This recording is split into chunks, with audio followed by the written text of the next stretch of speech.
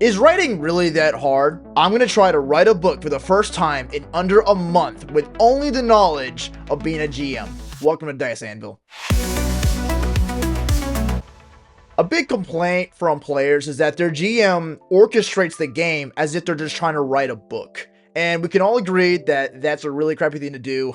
Don't do that. But this idea got me thinking, what if a GM wanted to write a book? Would they be any good at it? And is there enough material within playing TTRPGs that equips you to do that? Today I'm going to put that to the test.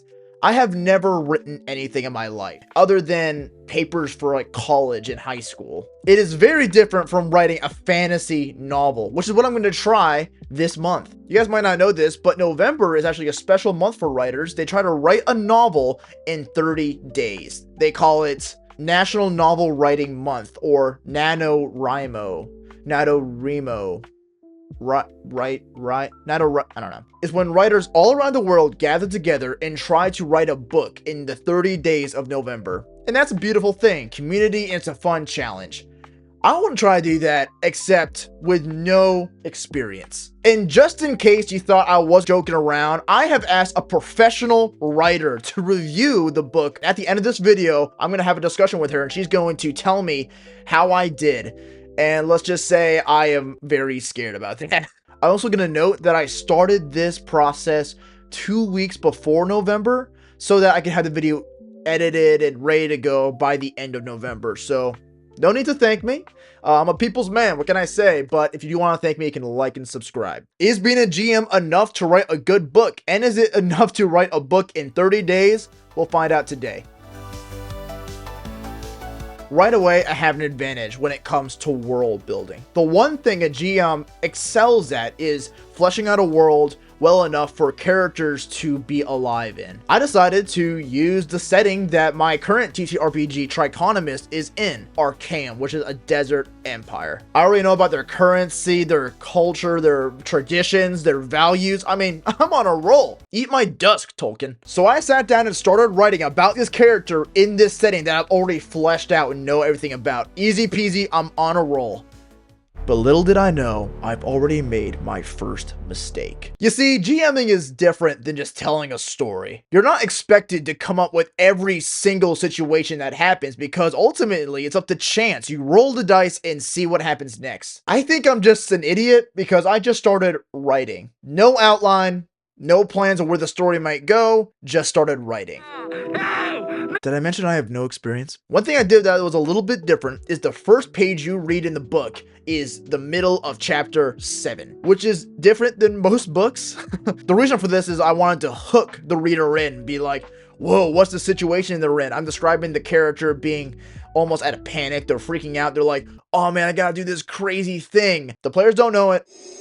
Oh my gosh, I just said players. That shows my GM mindset. No, the readers don't know what's going on. And honestly, I don't know what's going on either. I'm just hoping it'll come as I go. But guess what? That's not how writing a book works. I did the correct thing for a one-shot. By the way, check out my one-shot video if you want to see more about that. I made the ending and I trusted the process to get there in a satisfying way. But that's, I don't know. It was a bad idea, and it's so apparent. I'm not joking when I say I made up everything as I went. I immediately went back to chapter 1 when this character was just a child. I did the stereotypical thing when the mom is sick and the dad is not there. The reader is probably wondering, oh, where's the dad? What happened to him? And unfortunately, I'm also wondering the same thing. I'm gonna get yelled at later. I decided to take a step back and think about, all right, who is this character? What are they gonna try to do? I decided that they will become a Bloodblade or an assassin that works for the Empire, and he has to go through all these trials, like traveling through the Scarring Desert, which is a desert with a constant sandstorm that'll tear up your skin. Watch my Archaeum Empire video if you want more info about that. Okay, he'll go through these trials, and that will be the story. It will end with him getting what he wanted, is to become this Bloodblade. I'm still having trouble realizing what this character wanted or how they would act throughout the story, so you know what I did? I went back to my roots and I made a character sheet for my main character. I mean, I'm using everything. I'm trying everything. How they acted, what their goals were they insecure about anything, what were their strengths and weaknesses. I even made their attributes, like what their skills are in fighting and stuff like that. We're making money moves for the GM writers out here. Give that a shot, because it actually does flesh them out. I found that very helpful. So yeah, I made my character a Bloodblade. I knew what his goals were, and I knew how to progress the story from point A to point B now. Great. Okay. How are we going to make the stuff in the middle? Another character! Other writers should try that. I mean, more characters make things interesting. I made the character his best friend. He loved animals, he loved plants, and he didn't understand warfare or anything like that. He was just an all-around chill dude. He will be the Samwise Gamgee to my Frodo, the Chewbacca to my Han Solo. He would just be that charismatic other guy. But I did something special with this. I made them have polarized ideas and values in this society. Our main character is much more focused on warfare. He wants to succeed in being a Bloodblade because he knows that's the only way to progress in this society. However, our other character thinks that's stupid and doesn't want to go into battle or war or anything like that, but is forced to. That brings me up to the next struggle I had in this process. Dialogue is easy when you're playing a TTRPG because you're working off of another person. Because let me be honest, it was harder than I thought it would be. I'm not going to pretend like my PC or NPC dialogue is Oscar worthy by any means, but it's easier when you're going off another person. I was literally talking out loud to myself in my room, pretending like I was two players in a D&D party. I think I got it to a place where it might work, but again, that's not for me to decide. Did I mention I'm going to talk to a professional later? And did I mention that I'm actually peeing my pants right now, scared about it? I have chapter 1 be called the Bowstring. Chapter 2 is called the Blade. This character goes out hunting with his uncle, and he's using a hunting bow. He's hunting this dangerous animal, and his bow actually snaps while fighting this thing. He actually ends up using a dagger to kill it, which is not just used to hunt animals, it's used to fight in combat. Why am I telling you this? Because I'm bragging. These aren't just simple items. No. They represent parts of his psychology. Is he able to let go of this part of himself that doesn't want to pick up the sword or the blade and fight? It was snapped in half. He has to go. He's pressured by society to join the military, become a Bloodblade. I mean, come on. Hold your applause, please. I'll hope that comes across. I don't know. I don't know if anyone would know it if I didn't just explain it, but you know. Guys, I have a confession to make. The challenge is supposed to write a novel, and on their website, they define a novel as 50,000 words. I'm gonna let you guys know right now, after 2 weeks, 14 days of doing this, I knew that was going to be impossible, at least not on time. I'm a really slow typer, and I am really bad at grammar and spelling. I just don't have hours at a time to sit at my computer. I wasn't going to be too hard on myself. Okay, this NaNoWriMo challenge is for professional and like legit writers, not dyslexic GMs like me. So I officially decided to make the challenge about making a short story instead. It has to be 10,000 words. For a guy with no experience, I think that's fair. Also, if you have a problem, you can take it up with my manager. Oh wait, there's no manager. I'm the only one that works here. I'm the manager. You can talk to me about it. So I had the characters do a time jump. They're both in the Bloodblade trials, gonna go through the Scarring Desert. They're trying to decide whether or not to kill this other person that they encounter that is kind of a threat to them. And our main character sees no problem killing him and moving on. But our secondary character is like, no, we gotta help him. We can help each other survive this. I think it's a beautiful scene because it shows the dichotomy between these two characters. This was like the second conversation they've had along these lines, so I started to realize that maybe my characters were kind of a one-trick pony. My main character would do something kind of edgy, and my secondary character would whine about it. And to be honest, this is where I hit a writer's block. I was feeling uninspired to show this hero's journey. I don't know, I feel like if he failed, he's like, okay, so what? He can go back home and just be a baker or something, like choose a different career path. I could feel ideas for how the story would go kind of running dry in my head. There were no players to work off of, so it's hard to keep momentum. I didn't write for a week. I was sitting around 7,000 words, and I just couldn't bring myself to sit down and complete the challenge for this video. Fun fact, guys, 50,000 words is a lot of words. And in fact, I didn't finish it. I figured I'd still make this video anyway, but no guys, I actually failed the challenge. Is what I would say if I was a total loser, but I'm not. Because I got an idea that inspired me to finish the book in less than 3 days. This is going to be a villain arc. Anakin Skywalker, Paul Atreides. What makes those characters so compelling? Their descent into darkness. I'm gonna make my main character give in to the dark side. He picked the blade instead of the bow. I mean, call me William Shakespeare, but who is he, some kind of president or something? We're now at chapter 6. It's now building up to the moment that you read on the first page. A part of me knew what had to happen.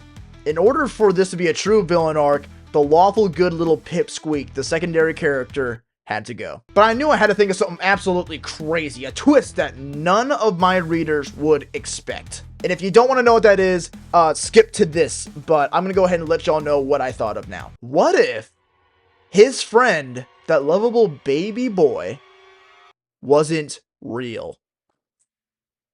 I mean, it makes so much sense. All those conversations, all those conflicts about morality and values were going on inside our main character's head. I might be a genius. I know it's been done before. I think of things like the Joker, whenever it's that huge reveal that he's been imagining this relationship this whole time. Oh, I'm sorry that if I spoiled that, and I'm twice as sorry if you watched the second one, cause I wish I made that one up in my head. Welcome back, those who skipped! You all guys are cowards, you're cowards. Just kidding. I'm assuming if you're skipping is because you want to read it, and you can. It's actually in the description below, so please go check that out. We were there. We built up to this moment. It is now time for... The final scene is in an arena setting. And if I were to tell you guys I wrote this part fast, that would be an understatement. I wrote it fast. I sat down in a library and just started typing away. I was excited while typing, having references to different parts of the book and showing why they're significant in the overall story. I hope the professional reading my book right now thinks that the ending is sick, but I'm actually about to go over there and see what she thought. Wish me luck. Goodbye. Colleen, thank you so much for joining me today and talking about the short story I made. I am pretty nervous about it just because it's my first time ever doing anything like this. But yeah, thank you so much for coming out. You're welcome. I'm happy I could come out. I really love writing, and I really have to say, first off, I love your short story. Everyone has to start somewhere, and I'm so excited to go through this process with you. You read the story. You made some notes along the way. I will say, I'm not trying to save myself or anything, but I haven't like proofread it or anything. So it's like, I gave you exactly what I would have written for the first time with only experience being a GM in the past. So how are you going to be grading this? So I will be going about it how I did with my college classes, really. And the process is usually, I made little notes here, is what is your story about from me as the reader to first kind of see if I can grasp what you're trying to get across in your story. The second thing is what's working. Third thing, craft choices. Now those can range from like structure to world building to character choices to anything that I like that I see that you're trying to achieve. The last thing is what could work better, which most people take to mean this is bad, you don't need this. No, not anything is bad in your writing, you just need to work on it to create something better. Last thing is questions I have as a reader and to you as the writer. You know your story in its entirety, you know it from beginning to end, you know when the character's born, you know their entire family history. As someone who's coming in just reading what you've given me on the page, that's going to lead to questions of, have you communicated what the story is trying to achieve properly? Or am I leaving my reader in the middle of the desert with no water and you're just sitting there like, go at it. So you're going to grade it the same way you were graded in college while you were learning how to creatively write. That's not scary at all. So yeah, I have a feeling that I'm going to have a lot of work that needs to be done, but let's go ahead and get into it. First thing off, Sand Scars. I love the title and the way it plays into it. Your story is about, I might not pronounce these names correctly, so main character Artai and secondary character Brawley. Initially, I really like their characters. You have a good basis. One's the strong character, which is very easy to communicate. The other one's the introvert. Now it's going from that and trying to create them in a unique way that gets your reader involved in the story and wanting to understand the story. As a reader, what your story is about. To me, it was a story about coming of age, in a sense, of Artai and Brawley coming of age in their society and learning what it takes to be fighters, leaders, or scientists, as Brawley wants to be, in their community and what they have to give up to achieve what they want. Is that what you actually wanted to communicate? Honestly, I haven't thought like that in depth, but yeah, I guess you're right. It is a coming of age story of like them developing in society, like kind of like the ways one could be altered by society. The next part is what's working in your story. And honestly, I've got to say, your story writing for the action is very well done. And that's something I struggle with as a writer. I am never really good with action, even though some of my favorite stories involve action. As a dungeon master, you are often in places where you have to have characters in action. You're very good at setting. You're great at describing what's going on, describing the world, and giving it, like, breath. Alright, so craft choices. Beginning of your story, you started with Chapter 7, Part 2. And then we watch evolved through the small chapters until we get to that same point in the book. And we see, okay, this is how he gets from point A to point B. Instead, it's point B to point A, because we're trying to get there. That craft choice can work really well. And I think it did for the most part. It just needs a bit of tweaking. It was pretty much in the third point of view and first point of view with Artai. And that's great. You just need to decide which one you want to keep. Yeah, that sounds like something a first-time writer would do. So this is really good for your first try. And having a goal in mind is always a good thing.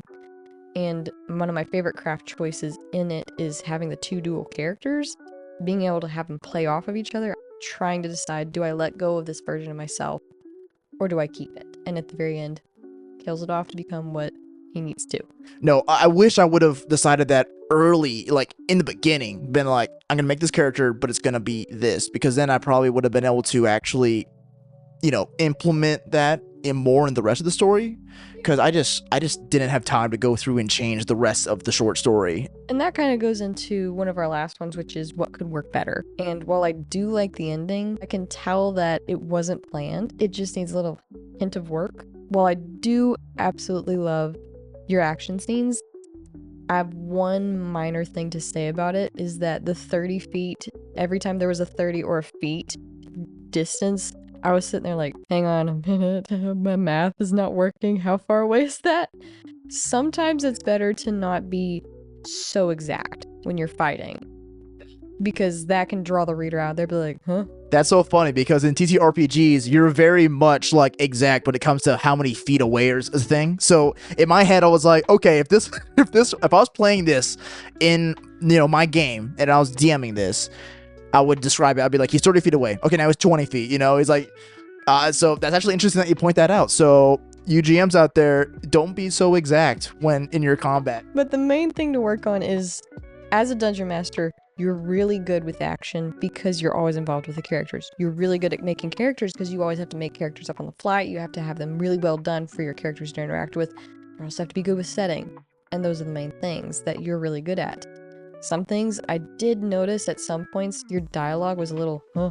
Yeah, dialogue's hard, I found. And yeah, that's something I'll definitely try to work on in the future. I am really bad at grammar. This is like, I've been known for the, I've known this all my life. I've always not been super good at reading, writing, and I knew that was gonna shine in this experience. But what were your thoughts on this? The best way and kind of the least downput way I can put this for grammar and kind of describe your story as a whole, it is like a 7th grader who discovered that they could write for the first time. And while they're really good at some things, you're sitting there like, okay, we need to work on the other things really, really bad, because you jump from one point to the other. Like, yes, his mother was sick.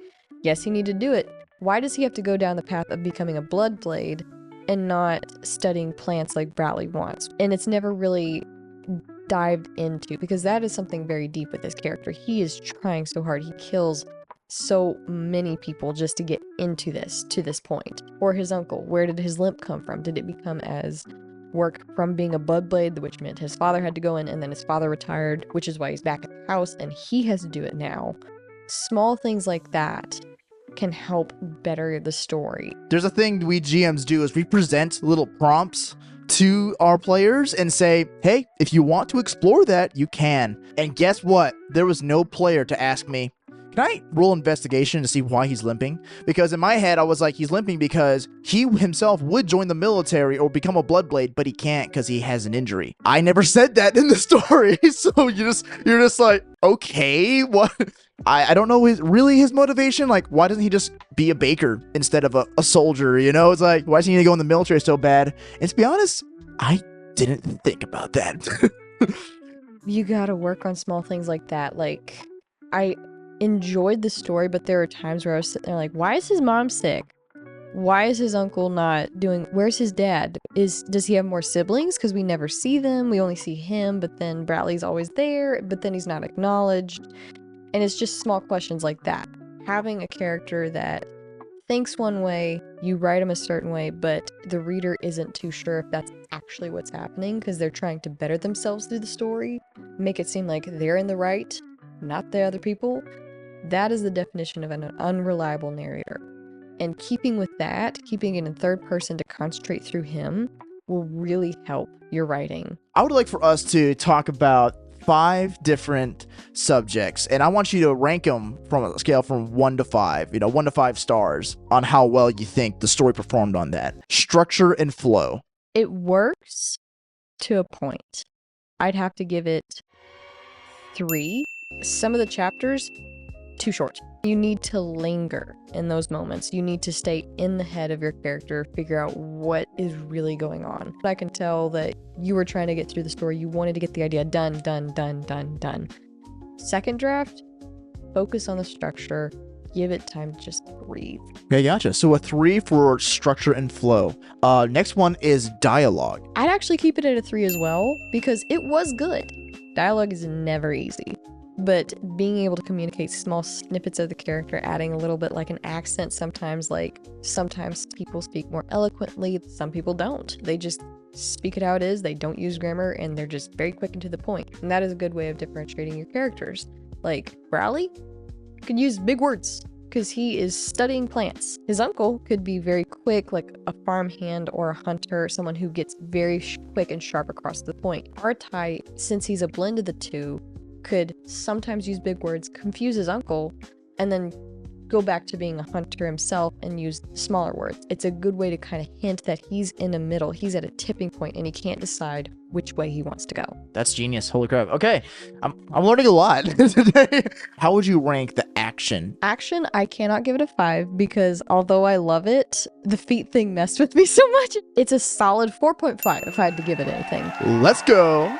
Okay, I'll take a 4.5 any day. Next one is honestly one that I'm a little bit worried about. It's the readability. Readability, now it is your first draft, and keep in mind you sent it to me without checking anything. You just sent it over, and I've done that. I'm a really slow typer, and I am really bad at grammar and spelling. Now I know what my teacher was reading when she first got her drafts. If I had to give it anything, 1 star. Call and his father were on the porch discussing something, but 2 sentences earlier, his father was going to his mother's room, and I was sitting there. It took me 2 to 3 reads before I was like, okay, instead of going to his mother's room, he went outside. And it's small things like that it just comes with work, and that's about it. It can also help to let the story breathe. Last part that we're going to grade on from a scale of 1 to 5, how would you rate the setting that the story takes place in? The exact opposite of the one I gave earlier. 5, because the setting is just magnificent. I want more. I want more understanding of what's going on. I want more of the villagers. I want more of the village. I want more of the town. I want to know this world just as well as Artai does. Nice. Awesome. Yeah, 5 out of 5. Let's go. Thank you so much for reading my story, going over it, letting me know how it went. I'm going to take everything that you told me and work on making this story better. But I'm going to go ahead and post the draft as is in the description below, so you guys check that out. Do you agree, or do you think that she was too nice to me, which is very probable, but yeah, thank you so much for coming out. I'm happy to be able to do this, and I would love to see your second draft. That's the best thing you can do, is just get feedback. The more feedback you can get, the more you can improve as a writer. So what did we learn? I think that for the most part, I assumed what I would excel at, which is the setting, the action. My own personal errors were the grammar and just my ability to type fast. I knew I was going to struggle in those areas, and sure enough, that's where the book flawed the most. But hey, I mean, if you're good at writing, then you could probably do it. I will probably write more in the future. I actually enjoyed it. It's good exercise for my brain. It's very different from running a campaign because you get to make the decisions, which is kind of cool. And you definitely don't want to do that in your games. So if you need an outlet for coming up with cool stories, just write a book.